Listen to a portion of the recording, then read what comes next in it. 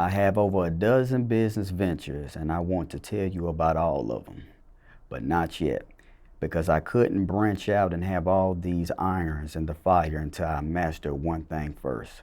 For me, that was making music. For you, it could be anything.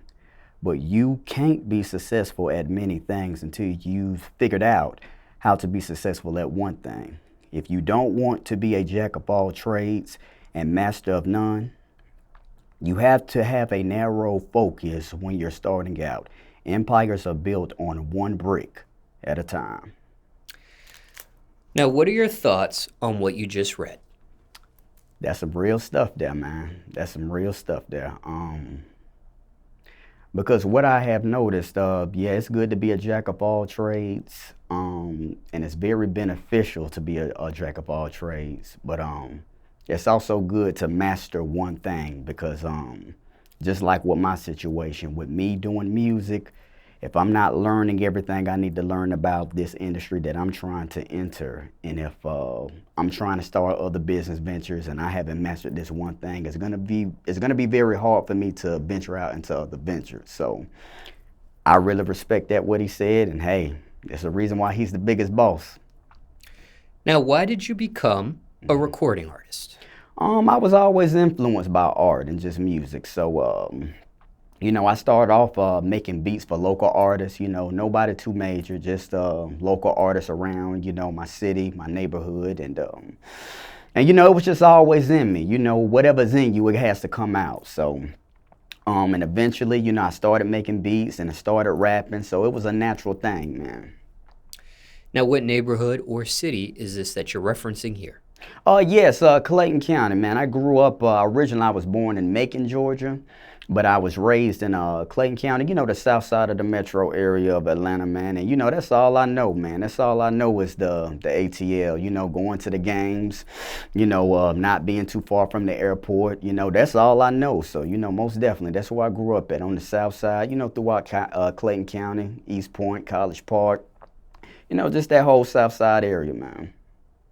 And what age did that start? That started 7. So since I was 7, that's all I know, man. Do you know the reason for the move? Yes, my mother moved up here. My mother moved up here.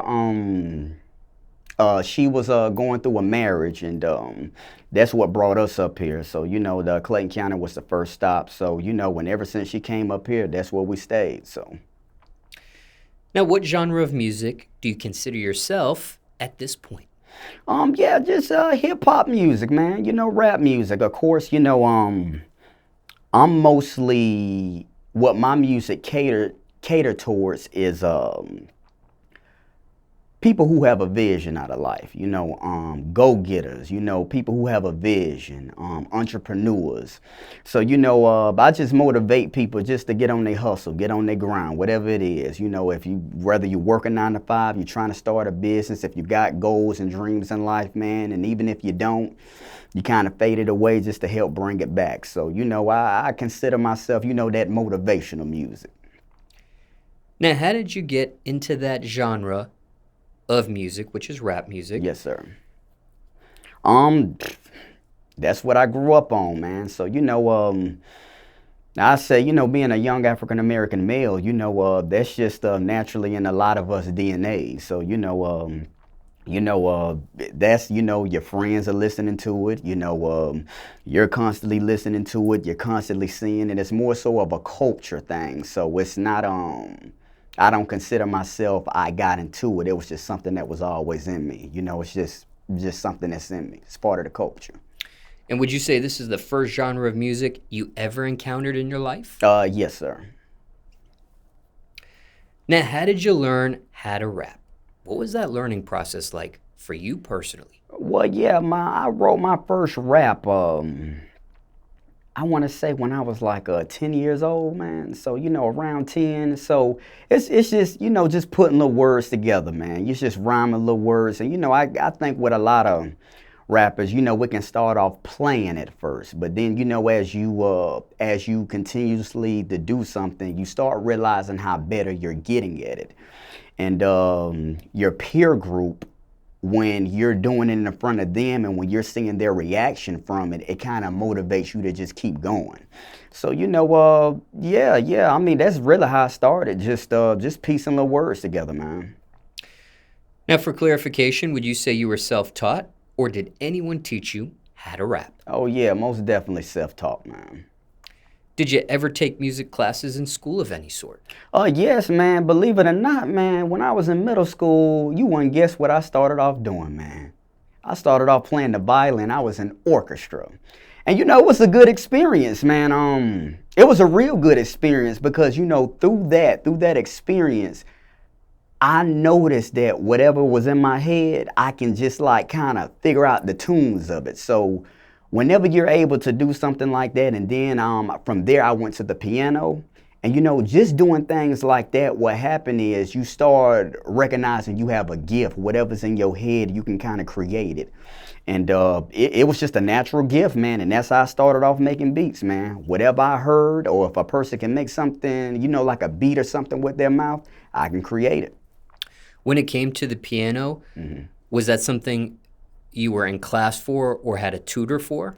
It started off, my mother taught me, man. My mother, I say my mother, how old was I? I say I was around about 8, 9-ish, about 10. Yeah, around that time there, before I entered those teenage years. The first thing she taught me how to play was Mary Had a Little Lamb.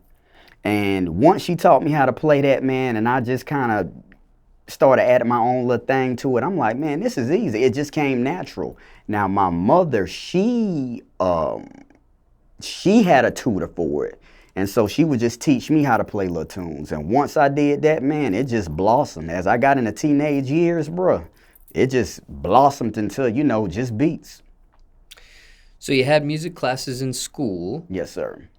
Your mother taught you how to play the piano. Yes, sir. Did you have any other vocal coaches, private lessons, so on and so forth, in regards to music during your upbringing? No, sir. It was just a natural thing like that. And of course, I have I have another family member, and I have another cousin who he's a producer. Now he's awesome. His level is way beyond mine. He really brought the software to me, and so when he brought the software to me, I brought the structure. We just both bloomed, man. And so but most definitely he took off with it, man. Care to share his stage name? Oh yeah, he is Brilliant Mac, man. Shouts out to Brilliant Mac. Cousin on your mother's side or father's side? Yeah, my mother's side. And older in age than you? Yeah, he's around my age. He's 1.5, I think about 2 years younger than me. So who was doing music first between you two? I guess we started off at the same time. I think with me, musically, I may have started first, but technically, he caught on to it first. So if that makes any sense to you. Did you ever join the band in school? I did not join the band. Honestly, I wish I would have. When I was in 9th grade, I played football for a little minute. But, as years went by, man, I realized football was good. It was fun, man, but I should have joined the band, man. Mm-hmm. Now, hypothetically speaking, yes, sir. Could you have gotten to where you're at musically at this point without the music classes where you learn the violin, without the help of your mother teaching you the piano? I think so, because eventually it would have made its way to me, one way or another. It's an old saying that goes like this: destiny, whatever's destiny is meant to be, it's gonna find its way. So most definitely, man, it would have found its way one way or another. And when it came to rapping, yes, sir. Initially, was this something you wanted to do on your own? Or was it a suggestion? Maybe someone put a battery behind your back, so to speak. Oh, no, it was something I wanted to do on my own. Nobody really forced me to do anything I really wanted to do. And if they did, it just kind of went in one ear out the other. So, yeah, most definitely, this was something well on my own. Now, rewinding back to that song at 10 years old, would you consider that your very first song? Yes. And what was that song about? It was it was just some stunning stuff, man. It was just basically just, it's been so long ago, I can't quite remember. And it's crazy, man. I was on the little piano when I made it. But basically, it was just saying, it was just expressing confidence, and it just expressing the hate people can have for you for having confidence. So, I know it was around that range there. I can't tell you exactly the words. It's been so long ago, man. I done wrote so many songs. So, hey, man, it's gonna be kind of hard to dig that back up. And was that just something that stayed on paper, or did you actually end up recording that song? I never recorded that, man. It was just something I just repeated over and over again, man. Was there a title to that song, perhaps? But I did one. I can't remember, man. I can't remember. But if I have to put a title on it now, it's just hating on me. And what was the reaction to that song back then? Well, it was only a couple of people who I let hear it. Of course, my mother. And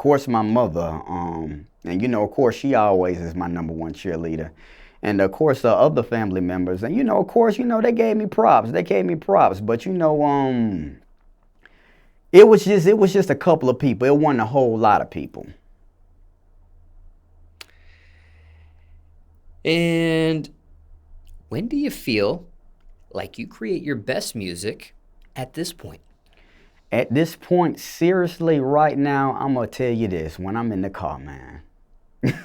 When I'm driving, man, and when I get those instrumentals and I'm riding, it's like ideas just flow all over the place, man. It's like, man, just being on that road, driving. It's like it just comes together. And of course, I write at home. I write in other areas and everything, but when I'm in that car, man, it's something about that car energy, man. And I'm just speaking for myself. It's just something about that car energy, man. Now, can you pick up the book and show the front cover on camera? The front cover. The front cover. Oh, okay, my bad. Rick Ross. Yes, sir. When you see this book from Rick Ross, mm-hmm. What does it mean to you?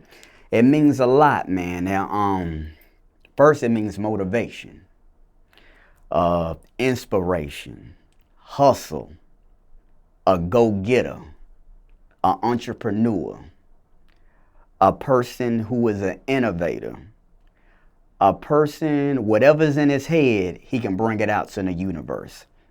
And I love hip-hop from this standpoint, man. And there's a lot of people in hip-hop that's like this, man. There's a lot of people in hip-hop like this. So, this is a big inspiration, man. And it's crazy, man, but I'm a big reader, and I never read this book, and I'm going to most definitely check this out, man. Now, you do follow Rick Ross on Yes, Instagram. Yes, sir. And for those in the audience getting to know you for the very first time, care to share your screen name or handle on IG? Oh, yes, sir. It's all my social media is Joshua F. Bentley. Joshua F. Bentley. And what's your connection to that follow? Why are you following Rick Ross of all people? Well, hey, man, he's the biggest boss, so most definitely, man, I just like his style. I always thought he was a good rapper, and his production selection is just second to none, man. I mean, I always like Rick Ross from Hustling, from his first major breakthrough hit, Hustling. And check this out, man. It's crazy you mentioned that. Just yesterday, because I'm working on a hustle song, and I went back and I kind of listened to his song. I'm like, man, of course it sounds nothing alike, but it's like sometimes us as upcoming artists, we like to go back. At least for me, I like to go back and just get inspiration from the people who did it before me, and even people who did it before them. So I'm a constant fan of hip hop, always studying what came in front of me, what's right now, and what's coming towards the future. Now, have you met Rick Ross or know him personally? I have met Rick Ross before. He probably don't remember it. I was working at the airport. And, of course, he was cool, swagged out, man. And I had asked him, I said, hey, man, I can get a picture. And, he didn't do it, but I understood why, man. He was cool about it. He was like, man, I'm just trying to, get on the plane, just stay low-key and everything. So, most definitely, I met him before. Yes. That was the only time. That was the only time I met him. And what was your official position working at the airport? I was a duty manager, man. So, I was managing people who kind of, coordinate, helped out with the disability, helped out with the wheelchair pushers, man. So, most definitely, man, I was right when I started working at the airport. That's what I started off doing, man. So, working at the airport, I met a lot of people, came across a lot of celebrities, it was just very interesting. It was very fun. And, most definitely, those were some good years. I wouldn't change that for nothing, man. And which airport was it specifically? Atlanta Hartsfield Jackson Airport. And how long did you end up working at that position for? It was just like a year. It was just more so of a side gig at that time. Part-time job? Yes, part-time. And did you end up quitting or getting fired?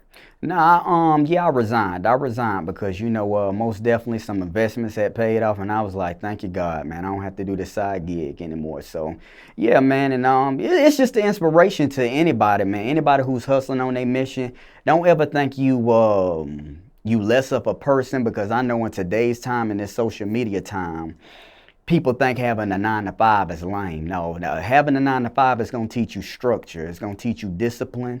And most definitely, it's a base foundation to get to the next level. A lot of us, at least me, I wasn't born with a silver spoon in my mouth. I had to really work to get to where I am in life. So, most definitely, man, it was a part-time job of other little things I had going on. So after a year, after a year, I was able to quit and move on to other things.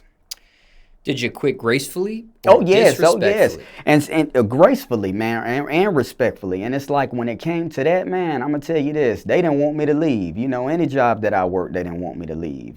So, any job that I worked, I always, most of the time, they always tried to get me into management, and most of the time I did, but management is a lot of hard work, and that's what really taught me this entrepreneur stuff. It's like, okay, if I'm gonna manage somebody else's operation, why not manage mine? You feel what I'm saying? So, now, photos on the job with celebrities, was that frowned upon at that particular position?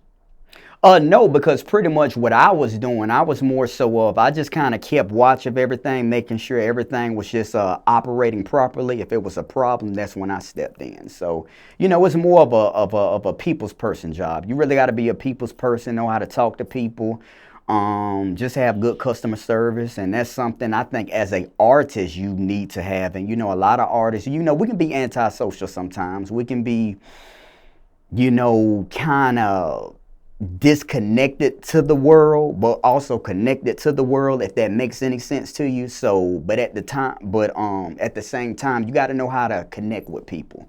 And I'm recognizing that by just working the streets, being on this promo tour. It's just the same thing how I was working at the airport, just connecting with people, talking, just seeing who's who, making sure everything's going good. So yeah, man. Is there a name to this promo tour you're referencing? Oh no, this is just a Southeast Promos tour. Now, when it came to celebrities and it came to picture requests from your end, yes, sir. If there was a circle chart of 100%, what was that percentage when you would request a photo, a celebrity would in fact take one with you?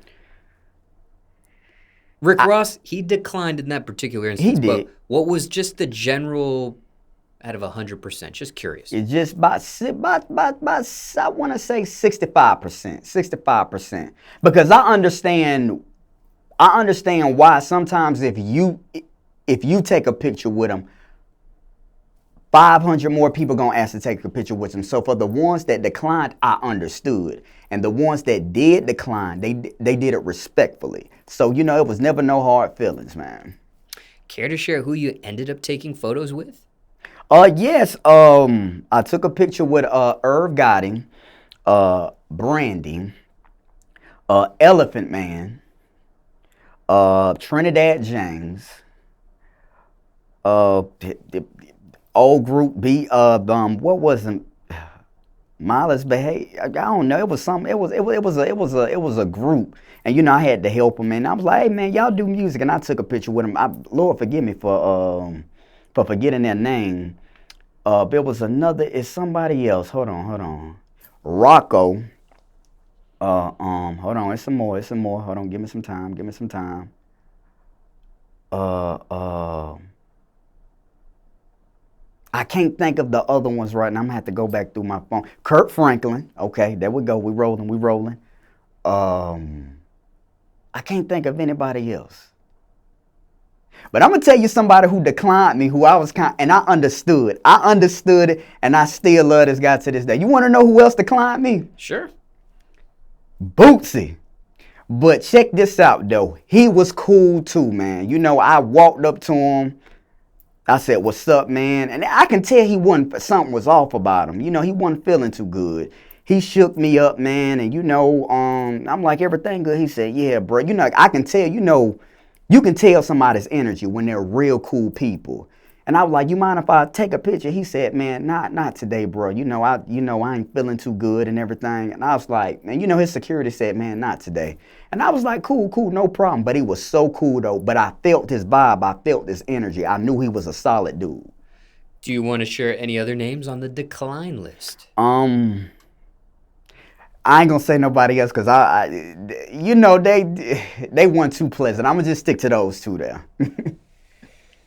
Okay. Yeah. Now, out of the ones who actually would take a photo with you, who was the easiest one to ask or the coolest about it, or it was just a breeze to take that photo with? You know what? Pastor Troy. I forgot about Pastor Troy. He was the most down-to-earth dude, man. Pastor Troy was cool, real cool. Pastor Troy, he from Georgia, so it was like I was talking to a relative with him. So, Pastor Troy was pretty solid, man. Did he have that belt on with him at the time? He had the belt. He had the belt at the time, I think. Let me see. One time, because I seen him a couple times, but But at the airport, did he have the belt? Yes. That one time, I think I seen him. I think he had that belt, but not every time he would have it out. But yeah. Pastor Troy was one of the most easiest, coolest guys to talk to.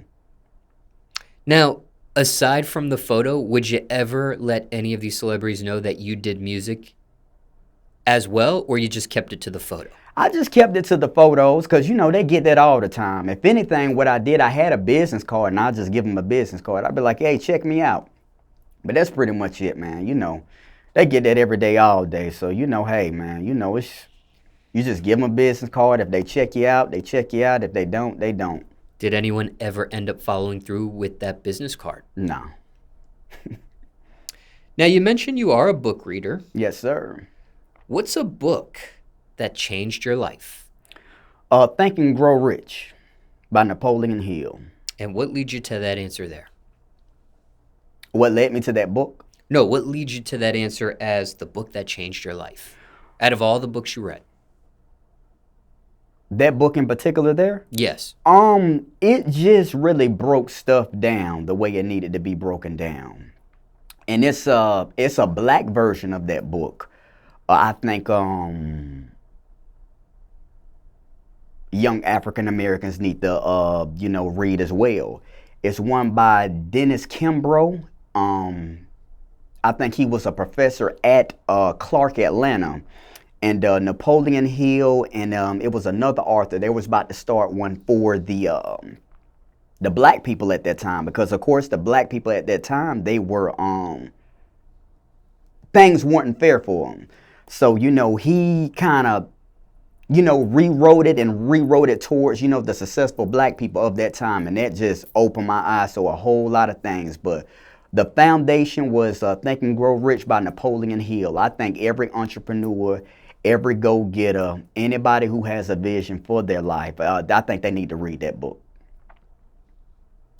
And what led me to reading that book at this point in time, I had just had got into this another business venture, and a lot of the associates of that business venture were saying, you need to read this book, check this book out.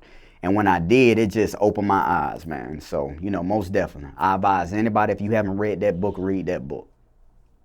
Now, you mentioned the Lord here in this portion of questions.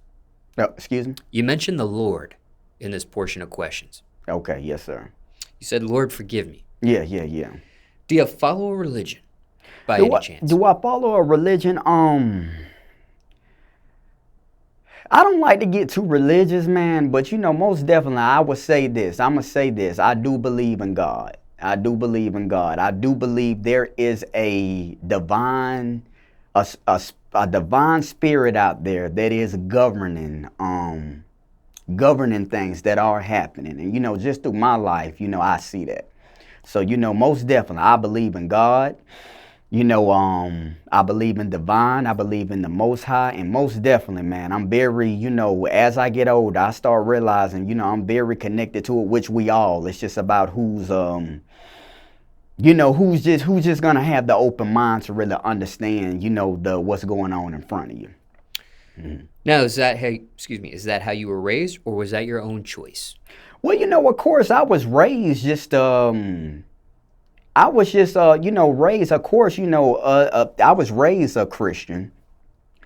And, I think with all religions, whether you're Christian, whether you're Muslim, whatever your religion is, all of them are connected. All of them pretty much, I don't want to say the same thing, but the foundation of it is there. You know what I'm saying? So, most definitely, I think you can learn something from all religions.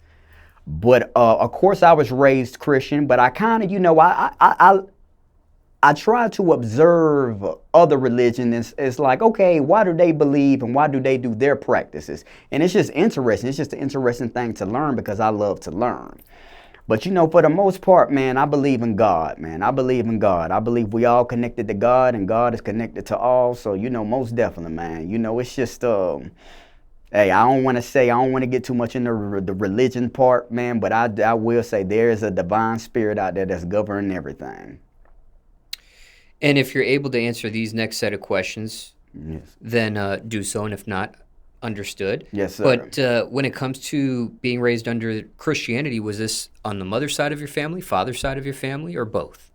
Of course, yeah, of course, my mother's side, because I grew up with my mother's side, and that's mostly what I know. So, but yeah, of course, man, my mother's side always instilled, good faith and good spiritual practices in me. So, and honestly, it does pay off, man. It does pay off. I see when life gets off balance, whenever you able to just pray and just stay connected, it kind of gets you back on balance. And, I think, just when you pray, you open up, you open up things, you just open up.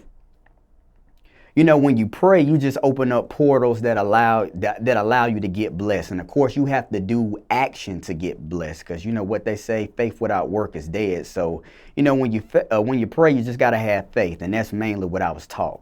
When you pray, have faith that things will work on out. And does it get any more specific under Christianity as to how you were raised, like a particular branch under Christianity? No particular branch.